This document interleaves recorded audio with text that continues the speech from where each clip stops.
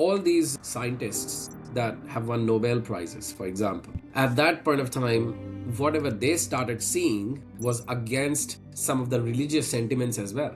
Some were told, don't talk like this. This is against all the scriptures that were written. And they said, well, it isn't about that. This is how I'm seeing the world. And they challenged the system, they challenged the whole society. And they fought for their lives as well. But then, with their view, the systems changed, the view changed, the culture changed. The way we see the time, space, and all changed completely. The way we see gravity changed when Einstein talked about acceleration.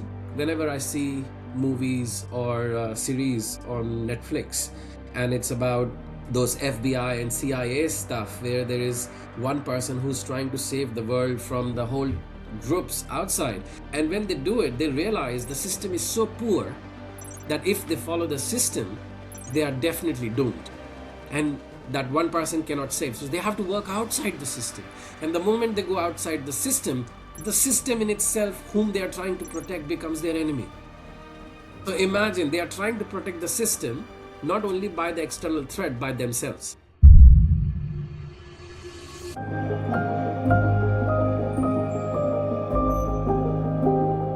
Doing a lot of work. I said I've been doing a lot of work. Yeah, work is good. It with respect to if I'm enjoying it, and I think I only do what I enjoy. So Uh-huh. it hasn't yet felt as if it's work. So it's fun to work with people around the issues that they are going through. So it's always good. Mm. I've been working like an Egyptian slave for the last month. Hard. Oh, what's that? I've been working on designing my platform, getting it right, like getting the engine underneath the process right. Make sure the wiring is wired properly. It's been a lot of work. I've been vibe coding my ass off, so to speak. So Are you doing the editing by yourself or so you talk the podcast or my platform? platform? Initially, I had a developer, one of my a guy from Bangladesh. Is pretty good because his cousin is the one that helps me with some of my marketing stuff, and his cousin's wife helped me with some like editing the podcast. So it was like, hey, Oh, okay. my cousin is an engineer when it comes to tech stuff. So I was like, okay, cool. So he was helping me put the site together and all that. And then I got locked into Codex and Cloud Code, so I have them wired up into my system, or them API into my system. So I've been using them to build it out, and it's been a lot of progress. It's been some good movement, some good traction. That's really good. I've been following quite a lot of stuff on your YouTube, so that's really good. Oh yeah, yeah. So I'm finally getting all of the pieces wrapped into the right place and the right kind of people, and just because I like to learn stuff myself. So I'm like, I want to learn about the vibe code, all that stuff. So like I'm not a software developer, but I am now. I think we all learn at some point in our life something new. Yeah, yeah, yeah. So that's what I've been working on. It's been a lot of hard Well, work, but it's getting there. well, tell me about your day today. How was your day today? What did you do? Today I started off. I had a client. Normally I don't do clients before noon, but I had one at 10 o'clock, and then after that I jump onto my Toastmaster because I do a Toastmaster every Friday. I'm the president for my Toastmaster club. It's an online club. So I went through that. We meet at 2 o'clock my time, 12 o'clock because they're in Colorado. Because that's where I used to hang out when I joined the club. So I Mm-hmm. had that. Then I had another client at 3 something. So I've been sitting on my desk like working. So a couple of book projects I'm working on. So I keep meeting those folks. But the best one was my Toastmaster club because it was just every Friday. It's the place I hang out at, and it's been a good conversation with those folks. See them all share their stories. Oh, that's very good. Yeah. It's actually you can spend time, not spend, invest time in something that you actually love to do. Hmm. I know you just woke up, so. Oh, generally I wake up at 4 because then I do my volunteer work from like Rotary and my personal stuff from 4 o'clock till 7. Mm-hmm. And then I get ready to go to office. And then I come back and then I do university stuff where I'm supervising PhD candidates. Mm-hmm. So Mm-hmm. it's just today because it's Saturday and because I was supposed to speak with you, I said maybe I will not get up at 4, I'll get up at 6. So, Get some more sleep. Get some more sleep. Wait, why 4 o'clock? That's early, man. You well, must be in the because military, man. well, my grandpa was, well, the thing was when my parents came here, in 2023, they were going through a lot of physical challenges because in Mm. 1993 they met with an accident, and after that they haven't really walked properly. I mean, they can walk, but it's just not the way we are as mobile. So we got them here, and then we had to get my father's surgery done, and that sort of spiraled out. So we started getting around just under a dozen surgeries, including both of them, over the period Mm. of 1.5 years. So there was a time when I had to get when I my mind gets up at 1:30 in the morning and then 3:30 in the morning just to check up on them. It's everything is okay, and we did it like for 2.5 years like that. So my mind got settled in a manner that once they left, I still got up at 1:30 and 3:30, and so it took me a while, like 6 months, to make myself rewire again to not get up twice or thrice a night to check up on them because they're not there in the house. Mm. And so I settled for 4 a.m. So there is no science in my mind behind me getting up at 4 a.m. It's not something that I'm disciplined. I think it's just it has become a discipline because that's I negotiated with myself that maybe I won't do it twice a night, but I'll get up early. So it just wired in a like this now. So even if it's no alarm clock, I'll get up at 4 o'clock. So it's easier. I can get my volunteer stuff done in the morning. I understand in the morning, early morning. When you say 4 o'clock, you remind me because I was in the military for 22 years and it was between 4 and 5 o'clock. That's like my wake up time for a long time.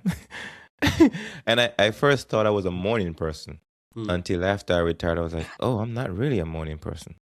I'm a late night person. Hmm. But I Yeah. used to So, tell my MBA students in the class, and I said, "Who is a night owl?" Because although it's like I shouldn't say night owl because when we talk about owl, we do associate with night in a manner. And they said, "Yeah, we are, we are." And then he said, "What time do you study?" And I said, around midnight." And I used to give all my numbers to every single student I've taught in mhm. university because of the time difference as well, but because also some people are studying at midnight and they open their textbooks and they open their laptops and start studying and they get stuck. And now because they're Mhm. night person, they get restless because they want the answers then and there because their mind is into learning that time. So I said, call me. So they used to call me I told you in the first podcast, they used to call me around 12:30, 1 o'clock for any questions and answers. And I said, you guys really are night owls. They said, yeah, our mind works like crazy when it's like midnight. So I understand what you're trying to say. Yeah, I get most of I just my quiet, peaceful thinking in the night or when I get up in the morning, I get my morning walk. I can like walk around, I just sit there and think. So a lot of my writing is done in the morning or late at night. Hmm. Yeah, so it works for me. It, it's funny actually because in full awareness, well, I can't be fully aware, but in my awareness, I've realized that when I get up at 4 o'clock sometimes, the Hmm. only thing that I do is stare at my laptop. Just sitting there looking at my laptop. And if there's something going on in my mind, which I will not figure that time, but sometime during the day when I'm at work, those thoughts will start swirling back and it will connect to what I'm going through at work when I'm talking to different people. And then I jot it down. And when I come back in the evening, that's where I start writing papers or when I'm, doing the university stuff with PhD candidates. And I think night, it doesn't work like this for me. At night, I need to do sort of a clerical work. So if I'm writing some calculations or if I'm doing my expenses or all these things, night, not morning. So I've realized over the period of time, this is how I feel comfortable in my head. If somebody wants me to do some housework, or I'm making some notes and all, nighttime. And morning time is just thinking without knowing what I'm Thinking. thinking. Yeah. Thinking time. So morning time is your thinking time. It Yeah. is mine too. I try not to put anybody in my calendar in the morning because I get to work out whatever ideas I've been turning on. Like, oh no, I can get it clearer. If Mm. not, it's gonna get long and all over the place. But in the morning, I can sharpen it. Right, I can shrink it down. It's Mm. interesting. Hmm. I think it made me realize from students' perspective, I think people who are morning people have little bit edge over night owls, if I can say it like that. So for example, if an exam is at 9 o'clock in the morning or 10 o'clock in the morning, the morning students will get up at 4 o'clock and revise Hmm. stuff. But the night owls have already studied, but because the morning exam is at 9, they cannot switch off, and they Mm. have to push themselves to the morning section, and then they feel terrible because that's not how their mind works. But because the exam Mm. is at 9 o'clock, they need to.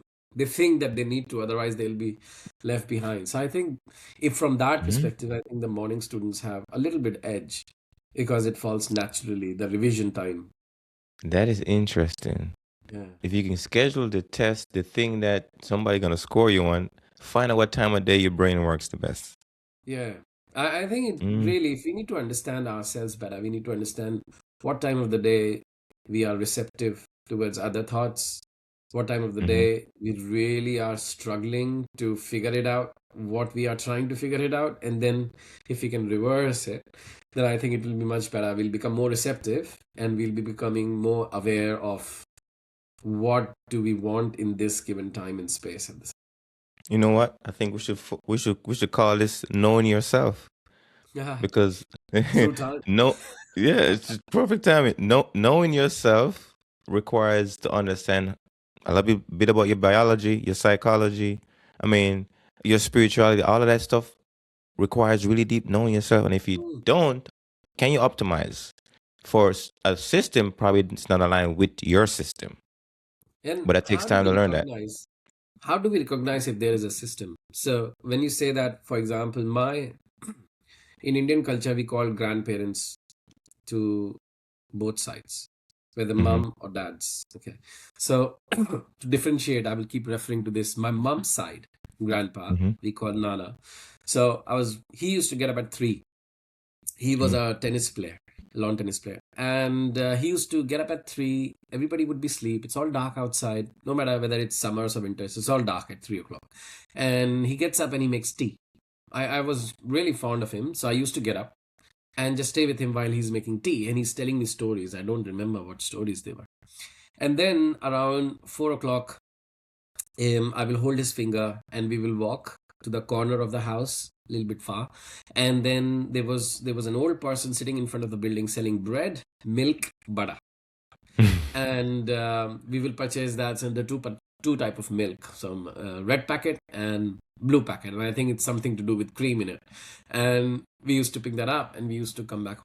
By the time we come back home, it's 4:45, and we start. Some of our my mom's sisters, they get up because in summer vacation we all live together in that big house, and everybody else is all sleeping. And then our work is done, and then they will go in the kitchen and they will start cooking, stuff, the sandwiches and all that. And that would be around 6 o'clock. They'll finish, and then everybody will get up and they will start eating food and all. So without even knowing, there was a system in place. Nobody knew this, that there is a system in place, but their physiology worked like this. They knew they when they get up at 6 o'clock, the everybody will be there, the food will be there. The ladies knew at that time, when they were more working in the kitchen, that we will be coming back around quarter to 5. So we didn't have mobile phones there and then, and they will get up by themselves. Nobody is saying to anybody, hey, why didn't you go this? Why didn't you do this? The system is already in place, but we don't realize it. That's what I mean. We just think that, oh, we have done our work. Now it's your time to do your work. And if it is happening again and again, again and again, that becomes a system. And then if we look at from a systems perspective, if we look at a systems view, we first need to recognize how this, whatever we call system, has come into effect. So what was the time, if we are able to trace back and say, what led my Nana to get up at 3? What led me to hold his finger and go and bring stuff? What led these ladies to think like, they're going to be back by quarter to 5, so we should better get up at 4:30 so that by the time they get up, nobody told them. I mean, we didn't write it on paper like a job description that we'll be back by 4:45. You have to get up at 4:30, and then people sleeping need to get up at 6. It happens naturally. So that's what I meant when you say system. We need to recognize it. It isn't something that we write down. It naturally takes shape. And when it naturally takes shape, and I think that becomes a really deeply ingrained system. And that continuously happen and happen and happen. So whenever in organization there is a system in place which isn't working, it means Mm-hmm. it's not naturally ingrained yet. People Mm-hmm. still do things happen. Oh, sorry, I was just 5 minutes late. It's not about being 5 minutes late. It has disrupted the system now. Mm-hmm. So now the other people are going to get disrupted as well.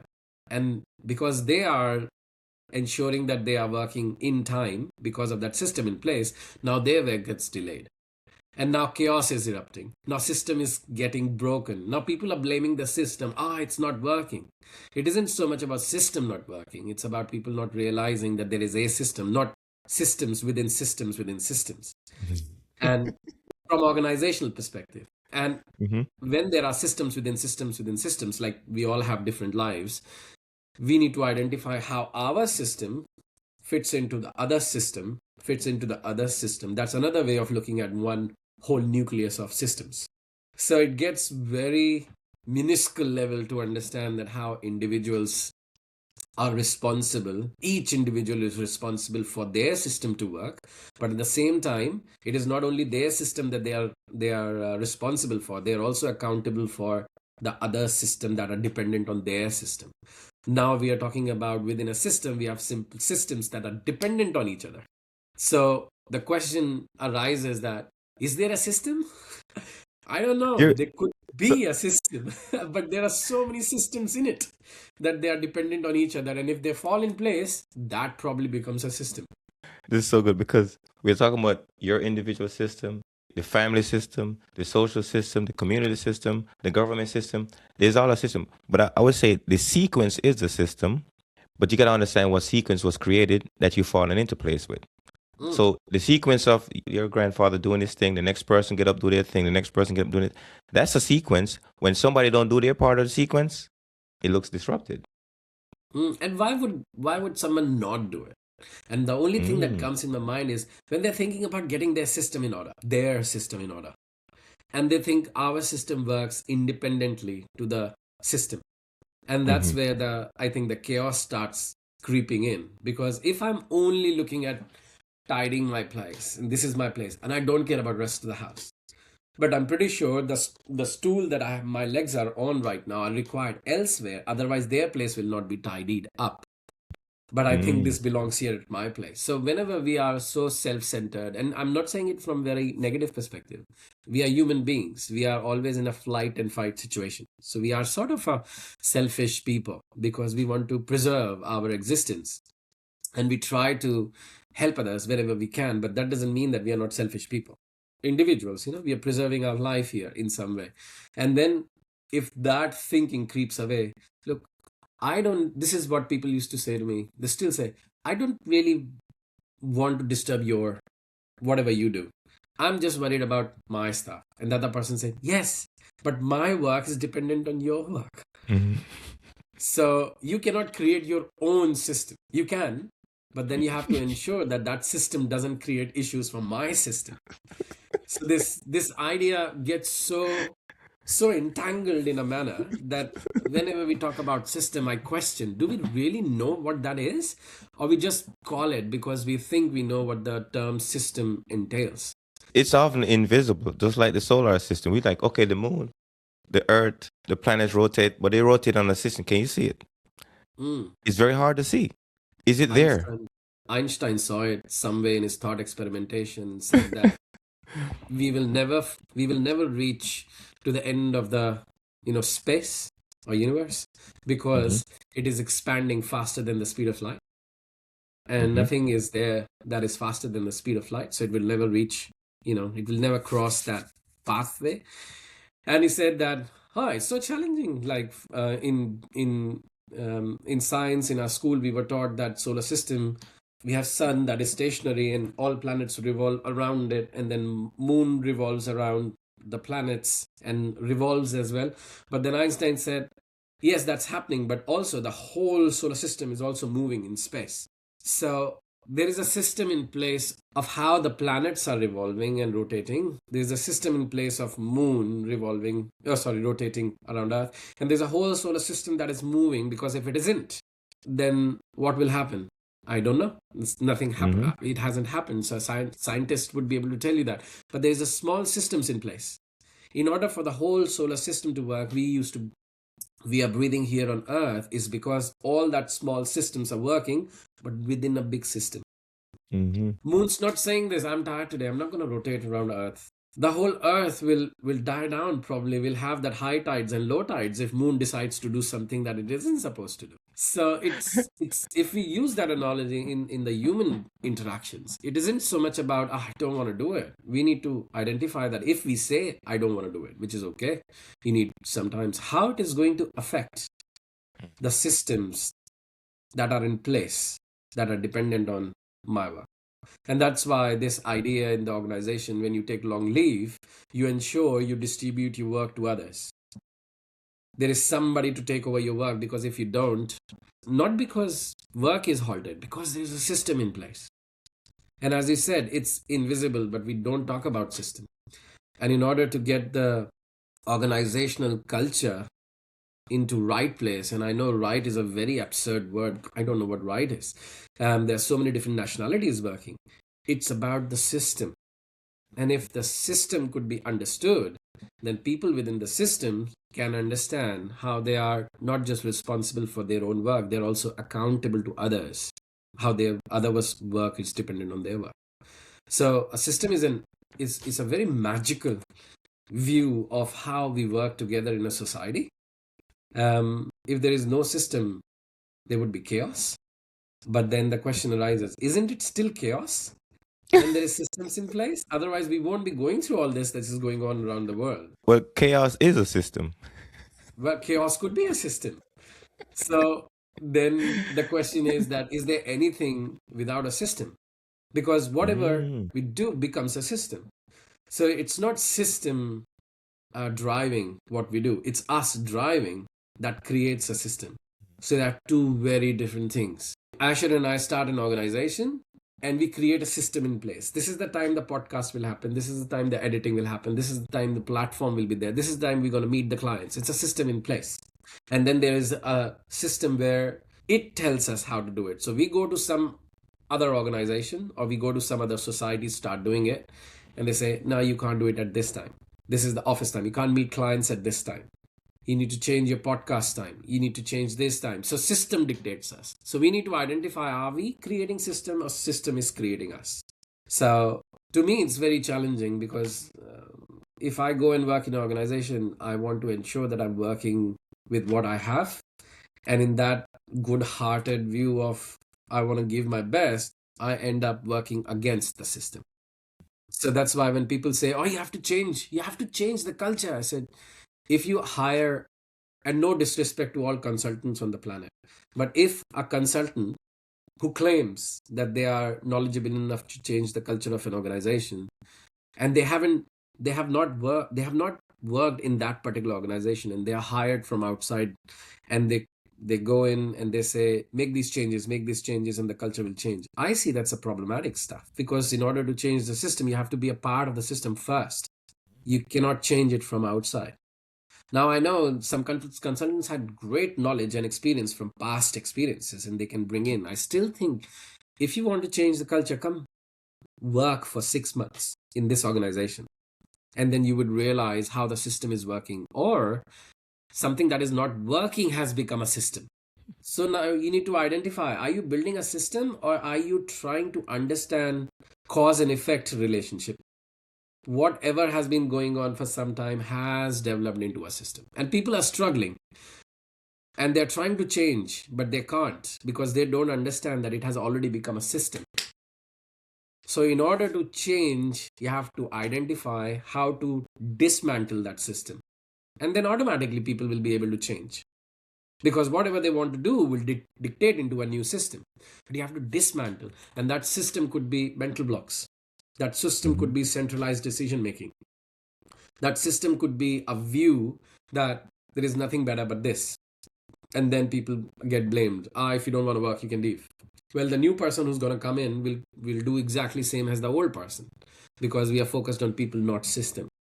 I'm glad you're enjoying the podcast. Before we continue, I have a gift for you. Since 2016, I have read and listened to over 900 books so far. It's gonna be 1,000. And I organized them into a library and I handpicked the top 100 books I recommend to my clients, my friends, and the people in my community. Books on storytelling, language, and personal growth, and building something from your own life. If you're watching this podcast and you're looking for your next great read, this library is your gift. It is free. Go to asheralbertwright.com and check out the 1000 book challenge. This is my gift to you. Now back to the conversation. So And if you're familiar with Seth Godin, I like his simplification of culture. And it says culture is simply how we do things around here, right? This is how we do things around here. When I heard that, I was like, that's actually true, because how I do things in my family becomes a culture. This is how we do. Like you can say the culture for your family, your grandpa did this, whatever. It's a culture now because this is how we operate. If somebody come here and trying to change it, you're disrupting the culture too. Because culture has the more capability to change the system, because culture requires a group of people operating on a certain set of rules. Like, this is how we do things here. This is how you do things over there, but come over here, this is how we do things here. Now, if you don't like how we do things here, then you got to change that, and that requires a lot of work. it's a good view that you take of culture. So if I put it back in the discussion we're having about system, are they synonymous? So for example, can I see a culture, or do I need to experience a culture? Or can I just feel a view of the culture and I think that is the culture? So for example, when I came to Australia, people said, oh, Australians are really good, they're laid back. And I said, yeah, 26 million people. There's so many different states and Australia is so big. How can we say that every single person is laid back? I'm pretty sure the fast life in Sydney is very different to not so fast life in Adelaide. So this idea of generalization creeps in, and then we get a view of a culture that doesn't exist. So Hofstede talked about national culture, and he did a research on 117,000 IBM employees only. Of course, there were lots of different multicultural people there, but that was one organization in 1980s. And his theories are still used in universities to understand that how individualism and collectivism work, that some societies are high on individualism, that they are focused on achieving their own goal, and some societies are high on collectivism, where they look for focusing on the group goals. But then if we look at China, which has let's say 5 billion population, which is high on collectivism on his scale, and if we look at United States, which is high on individualism, this scale, are we saying that every single Australian, the American, is only dependent on their own goals and no other? So there is no collegiality? It's not going to work like this. So when we start, and I'm pretty sure Hofstede wasn't saying this, but when the theories came out, people started criticizing the theories as well in many different ways. And one of them is there's no national culture per se. There is a view of how you could feel being in Australia among Australians, but that doesn't make it a national culture to me. So this idea of knowing is problematic, because we very quickly jump on convincing ourselves that whatever we are saying is right. And that's why we go and ask, do you think that's happening? Do you think that's happening? They won't ask, could you tell me what is happening here? No, do you think that's happening? The word in itself is trying to get some affirmation from other person, that whatever I'm seeing, you are also seeing it. Because we want to affirm it, our thinking is right. Okay, now we make sense. So systems also work in the similar manner with respect to how culture works. We come in, we look at it, we think, yeah, that relates to what we have done in the past. Okay, so I'm pretty sure this is going to happen. And it may or may not happen. This view of generalization sometimes kills our creative view that we could have of a society we live in, of a culture we claim to see. All these scientists that have won Nobel Prizes, for example, at that point of time, whatever they started seeing was against some of the religious sentiments as well. Some were told, don't talk like this. This is against all the scriptures that were written. And they said, well, it isn't about that. This is how I'm seeing the world. And they challenged the system. They challenged the whole society. And they fought for their lives as well. But then with their view, the systems changed. The view changed. The culture changed. The way we see the time, space, and all changed completely. The way we see gravity changed when Einstein talked about acceleration. I always think whenever I see movies or series on Netflix, and it's about those FBI and CIA stuff where there is one person who's trying to save the world from the whole groups outside. And when they do it, they realize the system is so poor that if they follow the system, they are definitely doomed. And that one person cannot save. So they have to work outside the system. And the moment they go outside the system in itself, whom they are trying to protect, becomes their enemy.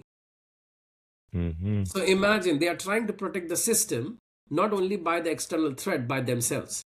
So whole episodes and whole series is dependent on one person trying to fight off the system they're protecting and also the external threats. At the end of the series, every time the system apologizes. Oh, okay, right, yeah, an audience cheer, and then probably still they are blamed for something else. So this idea of system in place that makes you rigid is in itself is a system. If a system is in place and it's flexible, that's another system. So again, the question arises when we talk about culture, when we talk about system, are we so fixated on what we think it is that we stop seeing what it could be? That is another system. So no matter, from that perspective, no matter what we do, we are continuously creating systems in place. When more than one person comes together and they start viewing at stuff in one manner. It's interesting when you go back to some of these series, right? Because like a lot of people like to protest. Oh, the system is against me, or the system is this, the system is that. And sometimes I ask myself, do you know what the system is? Yeah. And oftentimes they don't know. They don't know. They just don't like somebody that's in charge of them or with the authority over them. They don't know. How would we know? Like, for example, I read somewhere, I've not been to Saudi Arabia yet. So if you go in there and you're doing a business, never extend your arm, I read, to somebody's wife. Mm. In their culture, in their system, you don't do that.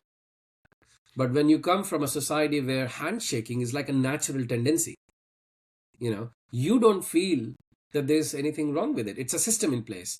You meet somebody, you greet somebody. And then there is a different methods of greeting. Some countries give a peck on cheeks, like probably in France. Some people hug. Some people fold hands. Some people bow down. It's a culture, but there is a system in place. What is the system? Is when I meet, I greet. And then there is a different types of greeting in different countries. So there's a culture, but there is a system. So now the question is the system universal? Because I'm pretty sure in any country that you go, anywhere, if you meet somebody, you're going to greet somebody. This is the first thing you're going to do. Hi, hello, this is my name. I know it happens, like on the street, if somebody stops me, could you please tell me the address? I'm not going to say, hi, how are you? My name is Ankit. We're not going to do that. We're going to say, okay, show me, and okay, see you later. And we go. So there is no such greeting there. But when we are formally meeting somebody, no matter what space is it, personal, professional, academic, military, there's some sort of greeting. So there is a system and there is a universal system in place, and then different cultures exist within that system. So is the cultures part of a system? Is a system part of a culture? If a system is a part of a culture, then culture is also a part of a system. But then if that system is also part of culture, so it sort of goes around and around and around and around, and they, in over the period of this, from Middle Ages to now, it has created something that nobody understands. Culture comes first, system comes first. Is culture driving the system or system driving the culture? Or they are together? It is so entangled now. So I'll give you another example. If you go to in Adelaide, there are different suburbs. And different suburbs are based on the socioeconomic groups. Depending on how much you're earning, depending on what sort of livelihood you are, depending on how close you want to be the city to live. And then now the system is changing. How? Everybody was concentrated in the city and the south because all the beaches are there. And then people were there on the hills because it's a nice environment. That's where the concentration of population was. Government started thinking, well, nobody is going to north. Everybody is getting in south and city. It's getting really The traffic is getting really heavy. 15 minutes drive take 50 minutes drive now because people are there. So government started telling the builders, we want to build the houses in north. So once we build the houses in north, the cost is less, because if the cost is high, people are not going to move there. So cost is less. Why? Because nobody lives there. So people start, oh, we're going to get a house for half of the price, let's buy it. They buy the house. Now, as soon as they buy the house, other people start buying the house. One of the suburb is created. Now the prices go up. Now the prices go up. It's no different from this happening. And that's it. Oh, let's go further. And let's go further. That becomes a system. So that's how a city comes in place. That you have a concentration and you disperse the concentration by creating a system where people buy in this idea of purchasing the houses at the places where it's deserted. Nobody would want to go there. But there is a future now. So the culture starts happening that very rich people will live in a certain parts of the city, and not so rich. When I talk about rich, it's only from the income they derive, nothing else. And then they live in a different parts of it. Now the system is created. And then it's an age-old saying that comes in, that when you go in to certain parts of the city, you will see that houses are made differently, cars are different, roads are different, the people, the way they talk is different. Now it is coming into a culture. And when you go to a different suburbs, you will see that torn sofas are outside, the weeds are growing, the gates are open, the cars are parked on the grass. Now they talk about a culture. So system was created so that the population disperses, the traffic eases, we don't put too much pressure on the infrastructure, and that created the culture within a culture. So when you come back and say Australians are laid back, yes, I can feel it, I can experience it, but then there are different cultures within a culture. So there is a system, and now there are cultures within that system. We didn't focus on creating the culture. We created the system, culture got created in it, depending on how the system was. So if we are in an organization, if you want to create a culture, create a system first. Culture will develop by itself. What did you expect with this low socioeconomic group people who are struggling day to day, going to live with how the people in South lives, who are very rich? No. They will have their own system working. But then all these systems will tell us what sort of culture is there in that suburb. In an organizational view, we need to identify what system we can create if we are looking for a culture to develop. We cannot really create a culture. Culture is developing. It's born automatically from the systems we create in place. If you make it very rigid system, there is a culture. People are not going to tell you what to do. People are not going to share your thoughts with you. People are not going to feel psychologically safe in it. People will think if they do something that is not written, they're going to be kicked out of the company. That's a culture, because the system is in place. And then you have a system in place where the collegiality is such that you can go and barge in a room and you can say your stuff. That's a culture. We are not creating culture. We are creating systems. In my view, cultures are created from the type of the system we build. This episode is sponsored by Life Changing Wisdom Marketplace, the home for authors who own their stories and their business. Your book, your merch, your audience. One storefront, you keep 80%, you own your customer list. You build a real relationship with the readers.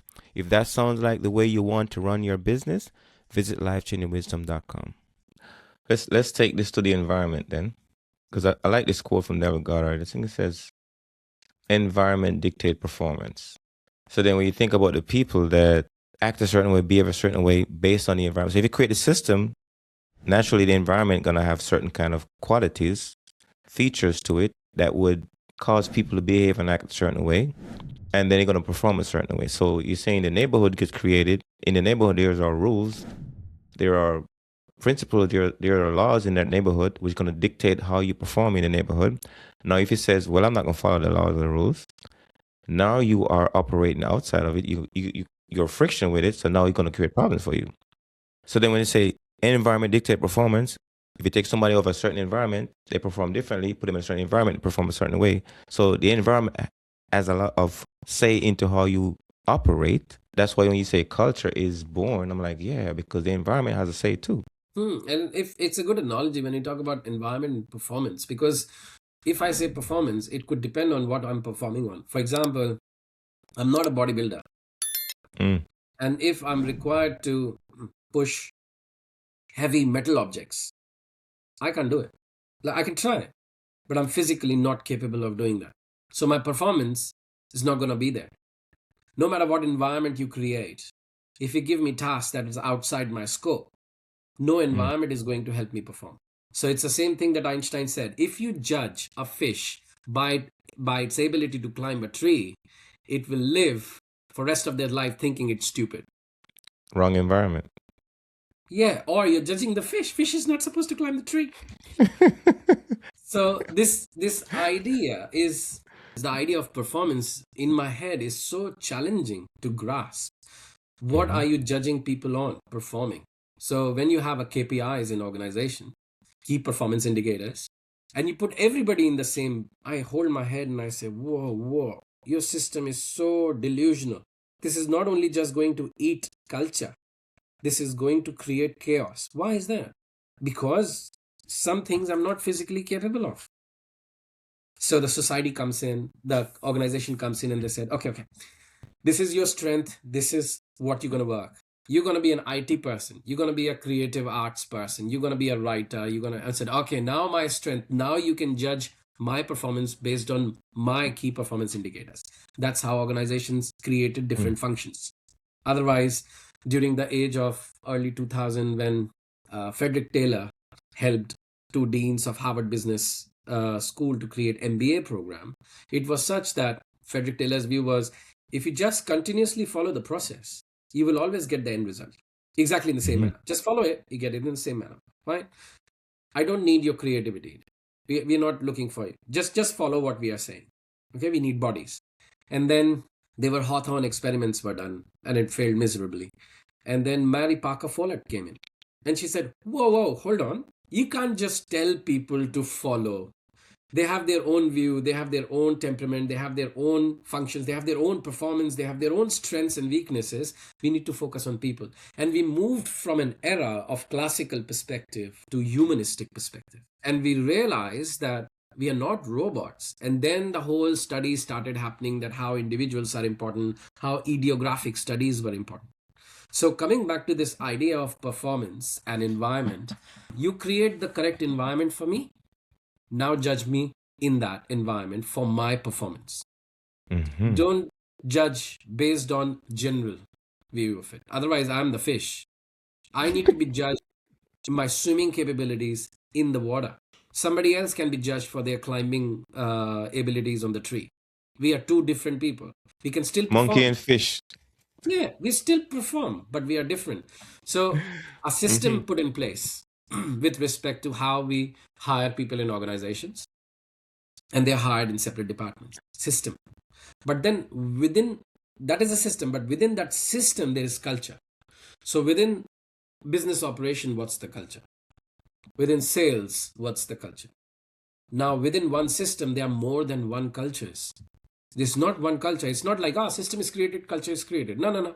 Now, within that system, there are individual systems that will dictate what type of culture is going to be in there. So if we look at environment, the challenge is, we have created a system. Now within that system, there are some individual systems, and within those individual systems, there's the cultures. How deep this is going to go? So what is Mhm. the environment? Is the environment the system? Is the environment those small microsystems? How are we going to judge the performance? Are we judging the performance on an organization, or a small team, or a business unit? So then these ideas came in that, this is the best business unit. Why? Because they perform better. Why? Because their people are like this. Why? Because their managers treat the people like this. So now that business unit become a case study for other business units in the same system. So we talk about system, cultures, environment, and performance. Who is leading who? Because if a Mm. blind man leads blind, I don't have a problem with it, because some people have great senses. If your eyes closed, there are still four more senses around in your body that is picking up ideas. So there's nothing wrong with blind leading blind. But then the saying developed that if you can't see anything, if you are misdirected, you're going to misdirect the whole population behind you. So if we create a system and we are misdirected, then everybody within that system will be misdirected. So now some people come in and say, oh, this system isn't working. We're going to create our own system. So now they create our own system in a team and it works perfectly for them. Now the big system starts seeing, oh, what are they doing? Now I say, oh, this picks in. Oh, we're going to add to the system. Now the problem is when you start adding to the system because you want to make it big, there are other systems that are perfectly okay with it, whatever they are going through. The moment you start adding, looking at one system, the other system gets disturbed now. Because for them, this wasn't good. So it's only not about people. It's not only about products. It's not only about projects. It's not only about client. It's trying to figure it out how these cultures are emerging by themselves within smaller microsystems within a big system. And you're not actually sitting there with a pen and paper and writing, this will be my system. It is happening based on how we are building things, how we are creating relationships. So I'm really not sure how we can hold on to the system that we create, or we can even claim to create, because there are other people's involved in it when we talk about systems. So you got me thinking about it. So then who is going to orchestrate the harmony, or who is orchestrating the harmony? Because something or someone got to figure out, how do you make this thing harmonize? That's the challenge now. The harmony piece. How would we identify what harmony is?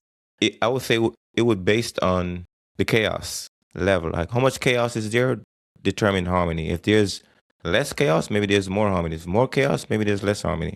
That's my thinking. But as in the last podcast we discussed, my challenge with more or less is I don't understand that. So for example, chaos is chaos. When we say less chaos, I don't know what that means. Or when we say more chaos, I don't know what that means. Because as we are emotional people, when we feel too emotional about something, like I'm saying, too emotional about something, too, we emphasize. There is no too emotional. But I said I'm too emotional because I want to emphasize how emotional I feel. That too is only understood by me. Nobody else can understand that. But if the other person starts understanding it in their own manner, that's where the chaos starts. Because those emphases are only live for me because I'm identifying a situation in that manner. And in my head, I can say, oh, that's too chaotic. Why? Because I'm comparing it with something else. More or less doesn't exist. They are just comparison points. If there is no comparison, there will be no more, no less. There will only be chaos. I have nothing to compare to. If this bottle exists of this height, of this color, and there is no other bottle I have seen, this is the only bottle. But as soon as you bring in another bottle, which is something similar to this, now I have a comparison point. This is really big. This is small. While if I remove this is not big or small. This is just a bottle. It's big. So this idea of comparison points is challenging in my head. So when we talk about chaos and when we talk about this idea of how do we identify who's creating who, the moment we stop comparing, we can look at what we are doing. But our world doesn't work like this. I'm pretty sure some of the audience will say, oh no, how can we see things without comparing? Yeah, of course you can't see things without comparing because that's your reference point. But then in that manner, we are continuously shaping what we are saying based on the shapes that we have seen. Where is the room for creativity? Where is the room for making this bottle in a different shape? There is no room because we continuously follow. And now another term creeps in, tradition. There is a school of tradition. People follow it. Don't break the tradition. Our parents have always said when we were kids. Why? Now they equate tradition with culture. Now the tradition is also a part of the system. Now it's chaos. So now I was just dealing with system and culture. Now tradition also came in. What? That's what one of the reasons I think people have started not focusing on it anymore. It's brain draining. It's energy draining. Because there's so many things you talk and so many things will creep in. How many things are you going to fix? And why to fix if they're not broken? But how do we know if it's not broken? Because we are following a line of tradition. So is it broken? It's like blind led a blind once and that became a tradition and everybody follows it. So it will create issues religiously. It will create issues Society wise, it will create issues, law, legal implications, ethical implications, everything will come in. And now we have that system in place. We hire lawyers to discuss this. Can you change these wordings so that it can be read appropriately, or it could be held correct in the eyes of law? So it's challenging. Now tradition is also a system, culture is also a system is also a system, but then culture is and traditions are within the system, but then cultures also have different system, different traditions. So it's like a nested loop of all revolving around together like this. You cannot separate them. In my head, one thing is clear: I need to create a system. But in order to create a system, I need a culture that allows me to create a system. And in order to have that culture that allows me to create a system, I need to identify what traditions have been followed. And within those traditions, what sort of environment is permitted or not permitted, and how the performance have been judged. And I always reach to that one point of square. What am I doing? Well, I have no idea what I'm doing. Am I focusing on system or culture or tradition or environment or performance, or what am I doing? Which comes first? And it's not a chicken and egg thing, because that answer science have already told us that eggs came in millions, 65 millions, 365 millions ago when dinosaurs were there, and chickens are the descendant of dinosaur, and chicken came hatched later on. Darwin theory, evolution, for example. So chicken came after, egg came first. That is clear through scientific discoveries. So it isn't about chicken and egg. It's about us understanding that it is not so clear. And that is why organizations struggle. And that is why we struggle in our lives, because it is not clear. And whosoever tries to make it clear creates more chaos. Because I'm using more because chaos is already there. You can aggravate that. So a person hired from external organization comes in and say, this culture isn't working, we're going to change that. The people say, hold on your horses. This is how we have worked for hundreds of years. If you don't like it, get out. So why did you hire me in the first place? To make me follow, or to help you see what isn't working for you? So you got me thinking about, which brings in the cycle of things, but the inner loop, the outer loop. So if we got to see if chaos got an inner loop, or this thing we're talking about, the performance, the environment, the system, the culture, is it on a loop? And is it inside of a loop? If it's outside of a loop, I mean, I feel like they all loop together in a cycle, but we don't know which one comes first, which one comes second, or do we know that?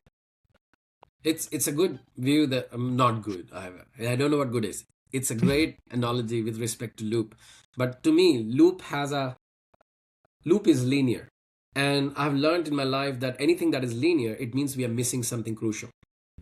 Nothing in this planet is linear.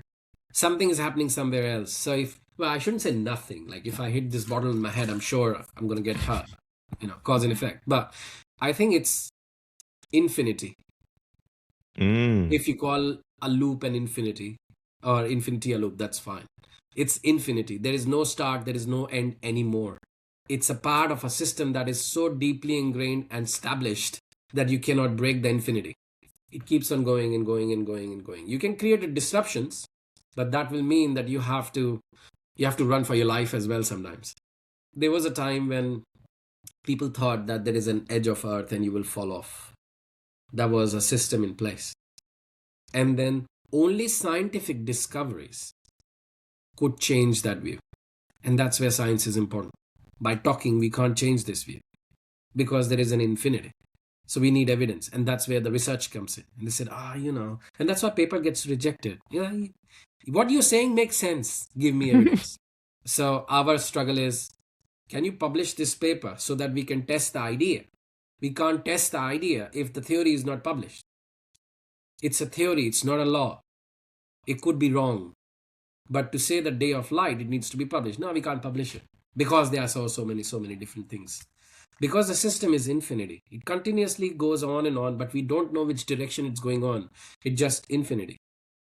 So it's not only a single loop like this. There are a few loops coming out of it as well. It's like, how do I say? If I put a dot on a wall and I say, Asha, how many lines can you draw from this dot? What would you say? I would say infinite. Those many systems are in place. So if these are infinite systems in place, if you can't even count them, if you can't even hold them, what are you changing? We cannot really change the established mechanism. What we can do is to create case studies. So we go to an organization, we create a case study organizations, and they are going through a lot of attrition rate, for example. People are leaving, people are not happy, their survey is down, and we go investigate that, and we try to see what challenges exist. Is it the system? Is it the culture? Is it the environment? Is it the performance? Is it tradition? Is it something else? And then we write down all together and we figure it out, what's going on. And then pundits and these thought leaders comes in and say, look, this happens in my experience, this happens. And we say, okay, let's put this in a structured way and see whether it works. And we run it in a small organization. And if it works, we try to test it in a little bigger organization, then bigger organization, then bigger organization. Then it starts getting media traction. Then it starts getting science field traction. Then it starts getting researchers traction. Then it starts getting government traction. Now there's something could be in place. It starts very minute somewhere, but somebody needs to try that.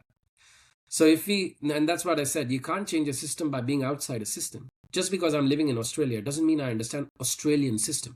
In order to understand that, what I think works, small needs to be. It's like a nuclear explosion. Once you start, it shouldn't stop. Because if it stops, it just stops. It dies there. That's why some of the movements dies. They start very great. Everybody focused on it, and then it dies down. So a system is so challenging to challenge a system because we can't see it, because we can't hold on. Is it the culture we need to focus on changing the system? Is it the tradition we need to focus on changing the system? What are we holding on? Where is the starting point? We really not sure. It's like somebody who doesn't know how to swim and they're like to splashing in water so that they don't drown. That's what we do. In our naive view, we call it hit and trial, or trial and hit, or trial and error. Because we don't understand the system, so we do trial and error. Sometimes we hit, sometimes we don't hit. We got a list of successful failures. We call Yeah, and we market who them. determines the parameters to be successful and failures? I'm pretty sure if some socioeconomic groups get one piece of bread a day, it's success for the whole family. Even they are eating less, it's success for them. While some other socioeconomic people, if they don't have big cars, if they don't have big buffet lunches, if they go bed sleeping by in single bed, they say that's such a failure. Now, is it perspective? Is it your own socioeconomic stuff? Is it something else? Is it culture, society? I don't know. But then success is determined by the environment you live in. Okay, if you go to monks, I'm pretty sure their success will not come with $1 billion in their pockets. Their success is spiritual. Business people, their success is more profits that they gain. And I'm generalizing it out now, but this is just for example purposes. So success has a different definitions, descriptions, depending on who uses it and why. What is the purpose? It's not only monetary, it's also health. A healthy person with only $10,000 in his bank account or her bank account, and that is sufficient, it's success for them. They don't have lavish lifestyle. Success. But some people have $1 billion, $1 trillion market value, and they are successful, but they still fail. So coming back to your point, just because you're successful doesn't mean you're not failing. They are not opposites. As we talked about opposites, they are not opposites. They are two separate concepts. They work hand in hand. Opposite of success, failure. No, it's not. You are successful, but you still fail. You work on 12 projects. You fail on 2 projects. You're successful in 10 projects. You are successful, but you also fail. Just because you're successful, people don't look at failure. But if I look at only 2 projects and not 10 projects, you are a failure. So they're not opposites. They go hand in hand. And this is a system again, seeing the world in opposites. Satisfaction, dissatisfaction, right, wrong, tall, short. They're 2 concepts. It's just unnecessary comparison points. They don't exist. It's in your head. As I said in the last podcast, I'm 167 centimeter. If Asher is 180 centimeter, I'm short. If somebody is 150 centimeters, I'm tall. We have built absurd systems in place to view ourselves in comparison to others. It doesn't exist. On that, we're gonna wrap. This is a good. Your Saturday morning, my Friday evening. Yeah, you're gonna time travel. I'm seeing the future. Saturday, Friday. A system of geographies. Time travel. So what's going on in the future there? What's going on in the future, Dr. Ankit? What's going on in the Well, future? I'm sure our future is very different to US future right now because of the weather. We are very chilly. I'm sure you will have a summer morning tomorrow. Yeah. You been watching soccer? I've been following, yes, and I'm waiting for seeing how the game is played now between the places 3 and 4 and 1 and 2. I'm fascinated by some players and their capabilities and abilities, but I just enjoy a game. Yes. That process of enjoyment in itself is success. Yeah. So yeah. All right. Well, we meet again for the folks that are listening. As always, when we chat, me and the doc here chat, we just get the brain going. So if your brain is turning, definitely go ahead and subscribe and continue to share. This has been an awesome conversation, Dr. Ankit. Always good to connect with you. Appreciate your insight, your hindsight, your foresight, what you get to see in plain sight, all the sights that you bring to this conversation. I appreciate it. Any last word? Any giveaway for the audience? Yeah, thank you, Asha. Just to the audience, these conversations are not meant to lead somebody in a particular direction. This is just another views. And if you are able to invest some time in just seeing what merit these views could have for yourself, then I think that would be an appropriate way of doing these conversations. It isn't saying one way is right or wrong, they don't exist. What is this is a view that we are discussing. Hope this adds value to your views, and maybe together we can develop something that help all of us wherever we want to reach. So do write comments, do write questions. If there is any particular thing you would want to talk about, right? And Asher and I can bring that up discussion next time, and we can bring those things to you. And if we can create this cycle, I'm sure without even being together, without even knowing each other, we can create a dialogue. So you never know, we meet in the future. So thank you, Asha, for this platform and for inviting me again to your podcast. All right. With that, folks, make it an utterly, utterly fantastic day.